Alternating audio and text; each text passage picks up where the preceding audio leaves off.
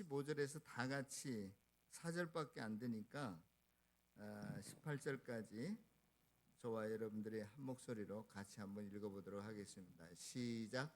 그러므로 여러분은 어떻게 살아야 할지를 살피십시오.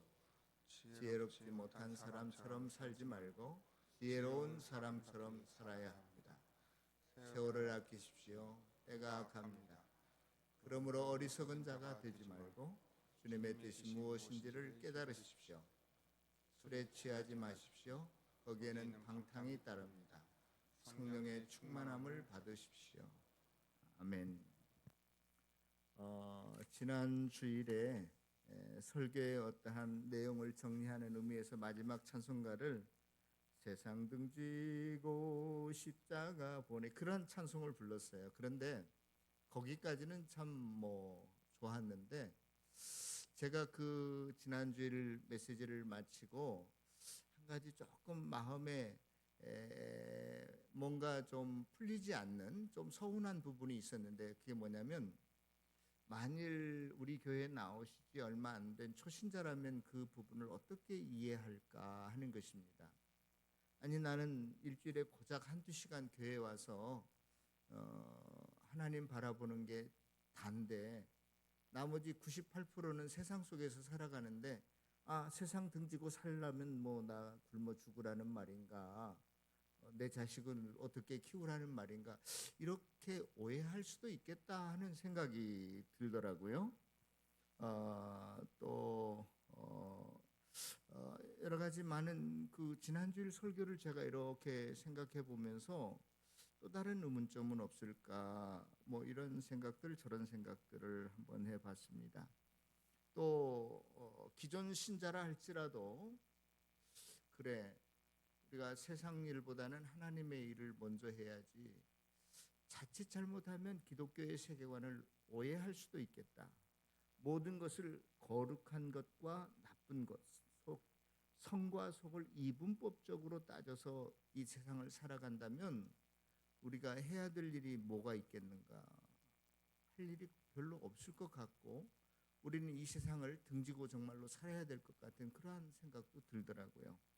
그래서 오늘 설교는 그러한 의구심에 대한 답변의 내용으로서 오늘 성령 충만한 생활이 과연 무엇인가를 여러분들에게 좀 말씀을 드리려고 합니다. 성령 충만한 삶이라고 하는 것은 1차적으로 주님의 뜻을 구하고 그 뜻이 이루어지도록 순종하는 삶을 사는 것입니다. 동시에 교회 안에서뿐만이 아니라 이 예배 시간뿐만이 아니라 우리가 교회 밖의 삶도 성령 충만한 삶을 살아가야 한다는 것이 성경의 저와 여러분들에 대한 요구입니다. 그래서 오늘 성경에 보면 너희들이 성령 충만한 삶을 살으라 라고 여러 가지 것들을 이야기하는 중에 첫 번째 세월을 아끼라 이렇게 말해요.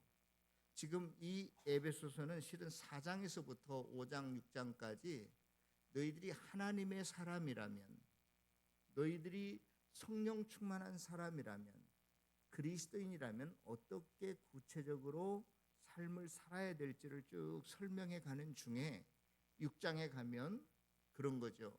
아내들이요, 또 남편들이요, 이런 이야기도 하고 그렇지 않습니까?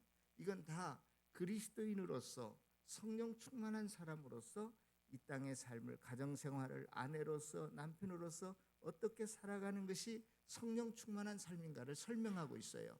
그 전에 끼어있는 본문이 오늘 저와 여러분들이 읽은 본문인데 오늘 본문에서는 세월을 아끼라, 이게 과연 무슨 말인가 하는 것입니다. 성령 충만함과 무슨 관계가 있는가라고 하는 의미입니다.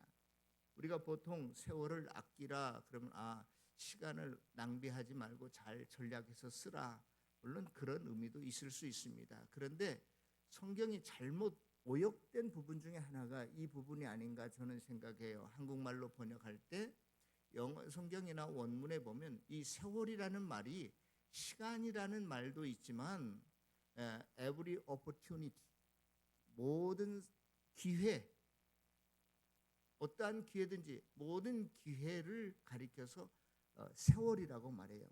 찬스, 예? 이게 세월이라는 뜻이야. 그 다음에 아끼라라고 하는 것은 만들어라, 뭔뭘 사다 그런 뜻이야. 활용해라 그런 뜻이야. 그러니까 이 세월을 아끼라는 말은 원어의 뜻은 뭘 사다. 우리가 저와 여러분들을 그리스도 안에서 속량했다라고 하는 어려운 단어를 쓰는데, 이 한자어 속량이라고 하는 것은 2000년 전에 노예를 시장에 가서 사올 때 10만 원, 20만 원을 주고 값을 주고 사오는 것을 속량이라고 해요. 너희들이 그렇게 시간을 살아, 아끼라, 활용하라, 잘 만들어라 그런 뜻이 있어요. 그러니까 지금 우리가 일반적으로 세월을 아끼라라고 할 때 세월을 죽이지 말고 잘 활용해라 그런 뜻인가 보다. 그런가하고는 원문의 뜻하고는 전혀 다른 의미라는 것을 제가 여러분들에게 말씀을 드리는 거예요. 여러분들에게 오늘 어떠한 기회든지 이 시간이 예배 시간이면, 이 시간이 기도 시간이면, 찬양 시간이면 그 의미를 잘 붙잡고 그 기회를, 그 순간을 잘 포착해서 절대 놓치지 말고 지나가 버리게 하지 말고 그 시간에 너희들이 적극적으로 잘 활용하고 참여하고 또 그것을 더 은혜스럽게 만들라 이 말이에요. 그런데 문제는 그렇게만 생각하면 우리는 반쪽짜리의 신앙생활입니다. 저와 여러분들의 신앙생활 속에 항상 교회 안에만 어떤 범주를 두고 예배하고 전도하고 성경 읽고 그런 것만을 우리가 추구하고 애쓴다면 그건 기독교 신앙을 아주 잘못 알고 있는 거예요. 극단적인 이야기지만 저와 여러분들이 와서 예배하고 기도하고 찬양하는 시간은 일주일에 1시간 내지 2시간밖에 안 돼요. 대부분 교회 밖에 나가서 우리가 일반 직장 생활도 하고 학교 생활도 하고 기업도 하고 여러 가지 일을 하지 않습니까? 세상 생활은, 교회 밖의 세상 생활은 실은 98%예요. 그러면 세월을 아끼라라고 하는 이 말은 모든 너희들에게 주어진 기회를 잘 활용하라는 말인데, 그것은 너희들이 교회 밖에 너희들의 가정생활도 직장생활도 부부생활도 학교생활도 너희들이 잘 해야만이 그게 온전한 그리스도인의 삶이요 성령 충만한 삶이다 이런 거예요. 이 세상을 성과 육으로 딱 이분법적으로 구분해서 생활해가는 것은 성령 충만한 삶이 아니야. 너희들이 여기 와서 아무리 뜨겁게 무슨 찬양을 하고 기도를 하고 예배를 드려도 교회 밖의 생활이 성령의 지배를 통치를 받지 않으면 너희들은 꽝이야 그런 뜻이야. 오늘 성령 충만한 주일을 맞이해서 여러분들은 성령 충만한 삶을 무엇을 기대합니까? 대부분의 사람들은 다 그렇지, 내가 좀 더 열심히 기도해야지, 내가 말씀대로 살아야지, 내가 예배에 빠지지 아니하지. 물론 그 결심 중요합니다. 그러나 그건 못지않게 동시에 우리가 교회 밖의 생활 속에서의 성령의 인도함을 받고 성령의 통치를 받고 다스리는 삶 더 중요할 수 있다 이 말이에요. 시간적으로 한번 생각해 보세요. 우리는 일주일에 1-2시간밖에 이곳에 있지 않습니다. 그렇다면 나머지는 성령 충만한 삶이 아니에요. 그리스도인의 삶이 아니란 말이에요. 그렇게 이 땅을 살아가서는 안 된다는 것이 오늘 본문의 핵심입니다. 제가요, 저희 아버님은 이미 이제 천국에 가셨지만 저희 아버님을 이렇게 가끔가다 한 번씩 기억해낼 때 좀 부끄러운 한 가지가 있어요. 그게 뭐냐면, 제가 80년도에 방구석에서 뒹굴뒹굴 하고 있을 때 저희 아버님이 어디를 다녀오셨어요. 그래서 제가 인사를 하면서 아버님 어디 다녀오셨어요? 그랬더니 연대 앞에 가서 데모하고 왔다 그러시더라고요. 그때가 무슨 80년도 6월 항제 이한열 열사가 돌아가셨을 때 우리 아버님이 할아버지가 거기 가서 데모하고 오셨다는 거예요. 체류탄 맞고 오셨더라고요. 근데 내가 굉장히 지금도 그 생각을 하면 나는 그 연세 많은 사람에 비해서 나는 참 어리석은 사람이구나. 나는 그 삶이 옳고 그르고를 떠나서 내가 참 이기적인 사람이구나, 자기 중심적인 사람이구나 하는 것을 아주 깨달았어요. 지금까지도 죄송해요. 젊은이로서 시대 정신이 뭔지를 모르고 그냥 나 혼자만 편하면 돼, 이런 식이야. 이런 건 올바른 그리스도인의 삶이 아니에요. 여러분들이 여당이나 야당이나 제가 그런 걸 묻는 게 아닙니다. 군부 독재 시대에 거기에 항의하는 손 한번 못 흔들어 보고 내 젊은 시절을 보냈다. 그건 다시 한번 저와 여러분들이 반성해야 될 것들입니다. 성도 여러분, 이 지구촌에 보면 이 지구촌 뭐 여러 가지 현상 이야기하기 전에 저도 아는 사람들이 많이 있을 거 아니겠어요? 개인적으로도 친하고 또 뭐 폭넓은 사람들을 좀 그 사람들의 생각이 어떤가 그래서 SNS도 하고 그런데 보면 주로 뭐 제가 아는 지인이라는 게 다 신학자들이고 뭐 목사들이고 그런 사람들 아니겠어요? 그러면 그 SNS에 올라오는 글을 보면 대부분이 다 뭐 어떤 자질구레한 뭐 그 신변 잡기 이야기들이에요. 굵직굵직한 현안들 문제를 가지고 고민하고 생각해 보는 사람들이 거의 없습니다. 여러분, 한번 저와 여러분들이 그리스도인이면서 또 이 세상에 또 이 민족에 속한 사람이고 시민의 한 사람으로서 여러분들이 지금 생태계가 파괴되고 또 기후가 이렇게 그 극변한 극심하게 이루어가는 가운데서 뭐 엘니뇨 현상이 일어나고 어디에서는 홍수가 일어나는데 어디에서는 정반대로 가뭄 현상 때문에 이러한 일이 일어나는 일들에 대해서 어떻게 생각하십니까? 목사님, 나 그거 뭔지도 몰라요. 뭔지도 모르면 뭐 생각할 수도 없으니까 관두고, 그걸 아는 분들은 그것에 대해서 어떻게 생각해요? 그 일에 대해서 어떠한 계획을 가지고 내가 그 일을 좀 해결하기 위해서 어떠한 행동을 하고 계십니까? 지금 지구촌에는 권모술수로 인한 여러 가지 약자들의 피해와 인권이 유린되는 것이 얼마나 많은데 여러분들은 그것에 관심이 있습니까? 없습니까? 쓸데없는 군비 경쟁으로 막대한 그 재정이 들어가고 있는데 나하고 상관없는 일입니까?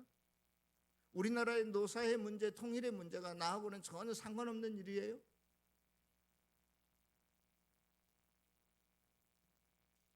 성도 여러분, 제가 여러분들에게 어떤 개념을 먼저 좀 정리를 좀 해야 될 것 같아요.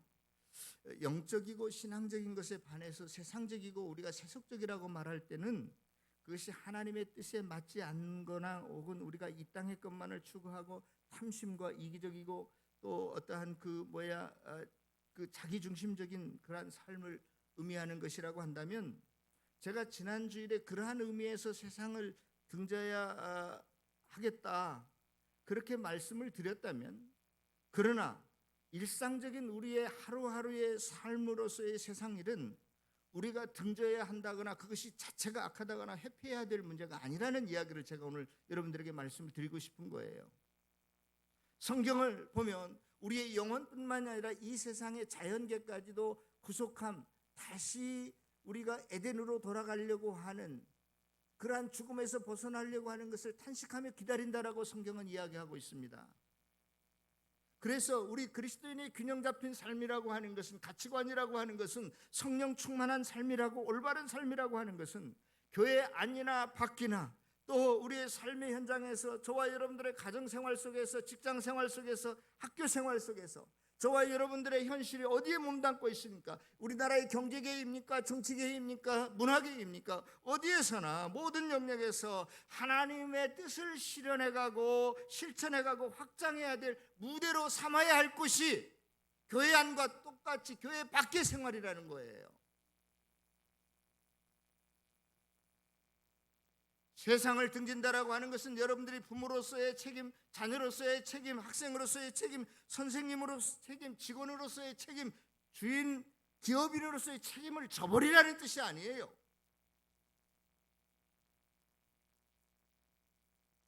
우리는 도리어 우리의 일상, 삶의 현장, 세상 속에서 그곳에 하나님의 뜻이 이루어지도록, 삶의 현장 속에서 하나님의 공의와 일반적인 정의가 이루어지도록 힘쓰고 애쓰고 살아가야 될 존재가 바로 저와 여러분들입니다.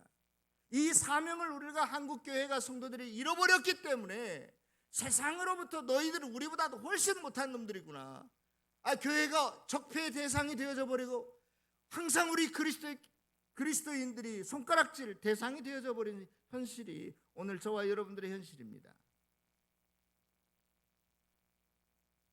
특별히 우리 젊은이들에게 도전하고 싶습니다. 여러분들이 일생을 걸어야 되고 생명을 걸어야 될 것이 신앙이라고 생각한다면 과감하게 한번 나도 목회자가 되고 싶다, 목사가 되고 싶다, 선교사가 되고 싶다, 이러한 일에 한번 여러분들이 헌신해 보십시오. 목사만 되라는 이야기가 아닙니다. 결코. 여러분들이 이 시대 속에서 필요한 사람이 무엇인가, 나는 사회 정의를 위해서 힘쓰고 일해야 될 사람이 되어야 되겠다라고 한번 그러한 사람들이 좀 우리 교회 가운데서 많이 나왔으면 좋겠어요. 그저 손들고 눈물 흘리고 찬성하는 게 다가 아닙니다. 그건 현대인들의, 젊은이들의 하나의 감성 트렌드에 불과하다고 저는 생각해요. 요즘 애들이, 젊은 애들이 왜 이렇게 나약한지 모르겠어요. 야성과 지성을 겸비할 수 있는 희생, 여러분들이 목숨을 내어놓고 희생할 수 있는 어떤 가치들이 있었으면, 목표들이 있었으면 좋겠어요.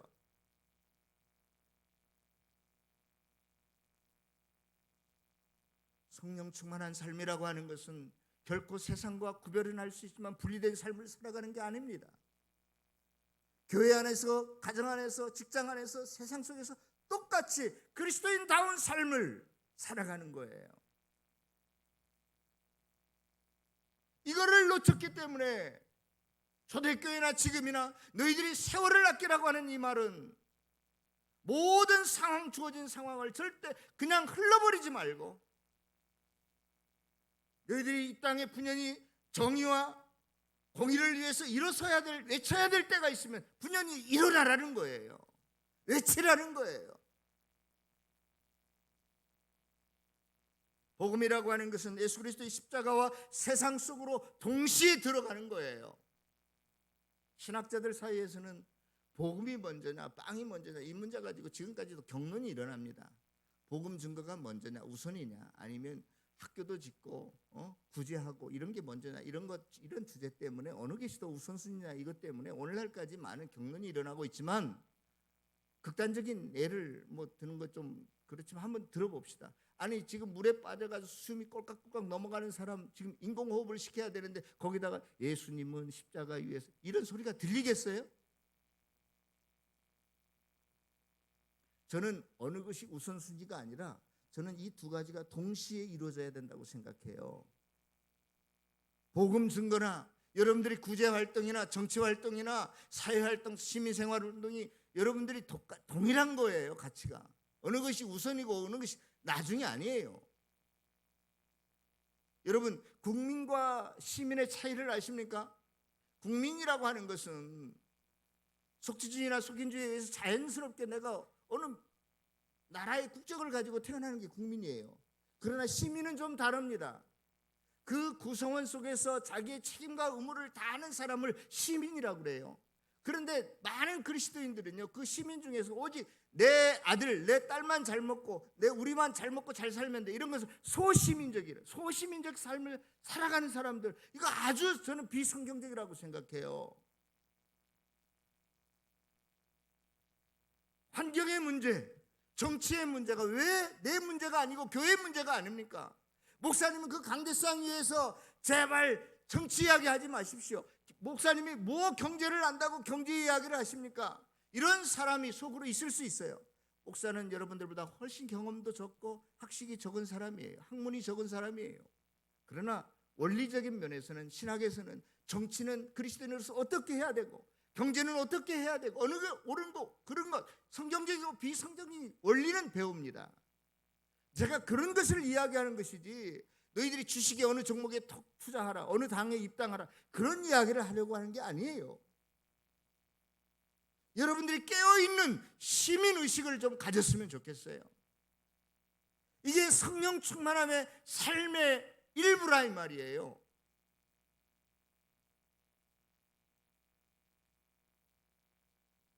성경은 절대 편협한 우물 안의 개구리처럼 저와 여러분들을 살아가라고 말하고 있지 않습니다. 여러분들이 잘 아는 것처럼 하나님께서 아담과 하와를 에덴 동산에 지어놓고 너희는 이 땅을 충만하고 다스리고 정복하고, 이 부분은요 절대 영적으로 해석해야 될 그러한 부분이 절대로 아닙니다. 모든 신학자들, 진보 신학자들이든지 보수 신학자들이든지 이 부분을 문화적 컬처럴 먼데이트, 문화적 명령이라고 이야기해요. 여러분들의 직장 생활 속에서, 여러분들의 가정 생활 속에서, 사회 생활 속에서 하나님의 일반적인 공의와 속성을, 정의 사회를 이루어가라는 거예요. 1차적으로 모든 구약의 선지자들은 다 사회적인 부패와 부정에 대해서 지적하고 있는 거예요. 가난한 자들의 머리털에 먼지까지도 탐하는 지도자들이요, 부패한 자들이요, 이 땅의 강포와 이 땅의 분냄과 변론과 분쟁이 심한 이 땅에서 너희들이 어떻게 살아가야 될 것인가? 이게 모든 구약 선지자들의 1차적인 경고였다고요. 너희들이 하나님의 백성, 하나님의 사람이라면 너희들의 개인의 이익만을 추구하지 말고 이 땅의 평화와 공의를 위해서, 정의 사회를 위해서 힘쓰라라고 하는 것이 구약 성경의 1차적인 메시지예요. 너희들이 아무리 하나님의 백성이라고 떠들어도 너희들의 삶을, 이 세상 속에서 삶을 살아가는 모습을 보면, 불의에 눈 감고 벙어리가 되어지면 그건 너희들이 아직도 하나님의 백성의 삶을 제대로 살고 있지 못하는 거야.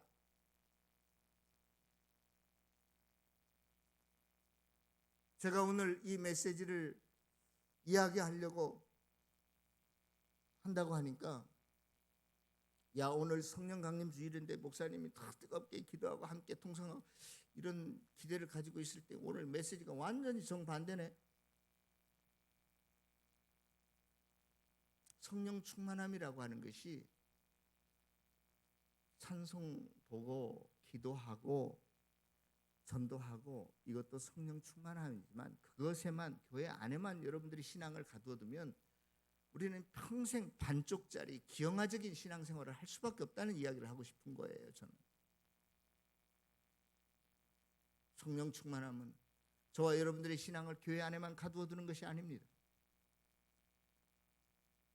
지금까지 생각하지 못한 인류의 문제, 기후의 문제, 노동의 문제, 통일의 문제, 세상의 문제를 여러분들이 나의 문제로, 하나님의 뜻이 그것에 대해서 뭐라고 말하는지 그 뜻을 실현해가는 무대이 되니까요.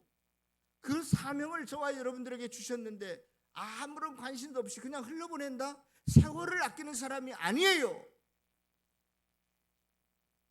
너희들이 어리석은 자가 되지 말고, 이 말은 그 모든 상황 속에 깃들여져 있는 하나님의 뜻을 저버리지 말고, 하나님의 뜻을 모르는 사람을 오늘 성경 속에서는 어리석은 자라고 이야기합니다.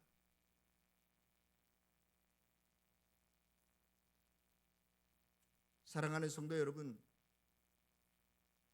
요즘은요, 제가 성경 본문을 택하고 묵상을 하면 할수록 늙어서 그런지 할 말이 얼마나 많아져 버렸는지 몰라요.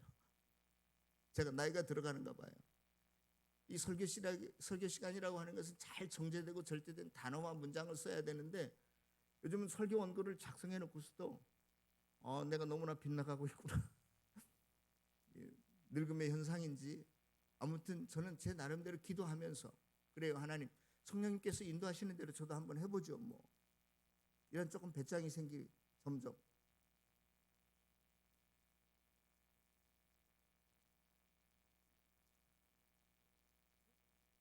정말로 저와 여러분들의 신앙이 우물 안의 개구리식의 신앙이 되지 않기를 바랍니다.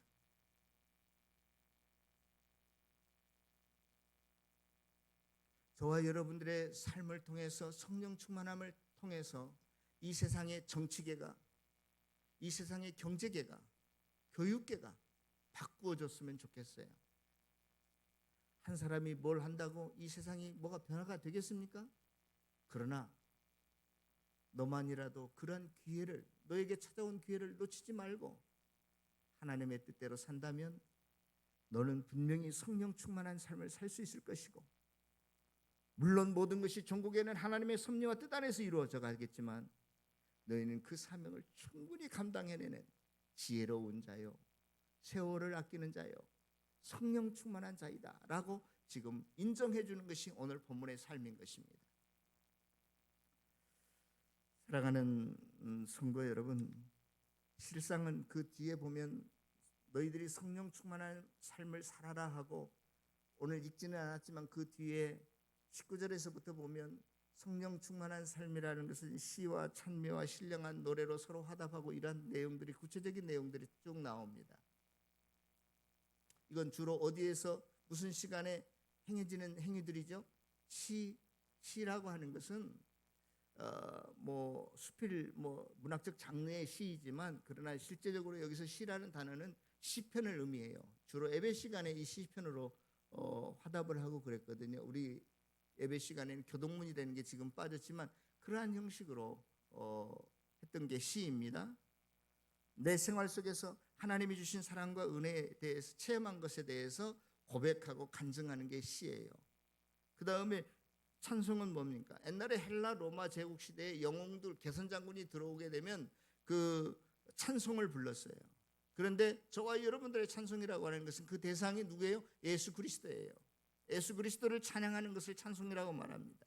그 다음에 마지막 나오는 신령한 노래라고 하는 것은 무엇이냐?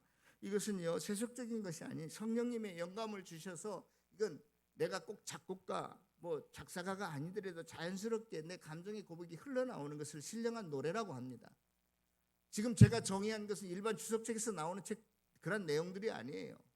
제 묵상 속에서 여러분들에게 이야기하는 겁니다. 그런 것들을 다 참고한 다음에 그런 것들은 다 지금 교회 안에서 예배 시간에 행해지는 그러한 순서들이거든요. 그런데 성령 충만함이라고 하는 것은 이렇게 시와 찬송과 신령한 노래로 서로 화답하는 것인데 이것을 너희들이 예배 시간에만 그러지 말고 너희들이 가정에 돌아가서도 학교에서도 직장에서도 일터에서도 예수 그리스도에 대한 그 고백을 한번 해봐라, 간증을 해봐라, 그런 뜻이에요. 찬양 시간에만 손들고 눈물을 흘리고 감격하고 그러지 말고 너희들이 차를 타고 가다가도 너희들 혼자 있는 시간이라도 한번 그 찬양을 마음속에서부터 한번 불러봐라, 그런 거예요. 그게 성령 충만한 삶이라는 거예요. 많은 사람들이 여기서 말하는 성령 충만함을 꼭 예배 시간에만 거기서 시와 찬송과 신령한 노래를 부르는 것으로 이해하고 있는데 그게 아닙니다.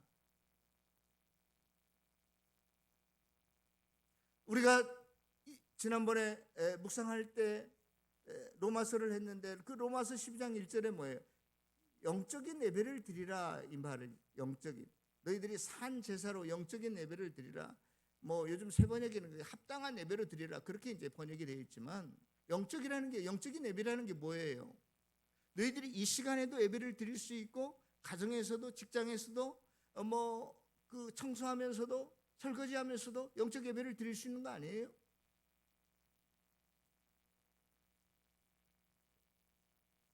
오늘은 성령 강림 주일입니다. 성령 충만함이라고 하는 것은 반쪽짜리 우물안의 시계 그러한 신앙생활을 하는 게 아닙니다. 세월을 아끼라고 하는 말은 분명히 너희들이 교회 안에서뿐만이 아니라 교회 밖에서도 동일하게 하나님의 통치와 하나님의 인도 속에서 살아가는 것이라고 분명히 말하고 있고, 여러분들이 이 삶을 균형 잡히게 잘 살아간다면 하나님은 저와 여러분들로 인하여 기쁨을 얻으실 것이고 또 영광을 받으실 줄로 믿습니다. 우리가 소시민적인 삶을 살 수밖에 없는 이유는 인간적인 욕심 때문에 그래요. 그 욕심 탐욕을 버려야 주님의 뜻을 이 세상 속에서도 우리의 삶의 현장 속에서도 저와 여러분들 함께 이루어갈 수 있는 것입니다. 온전한 그리스도인의 삶, 성령 충만한 삶을 살아가는 복된 성도들이 다 되시기를 주의 이름으로 축원합니다. 기도하겠습니다. 사랑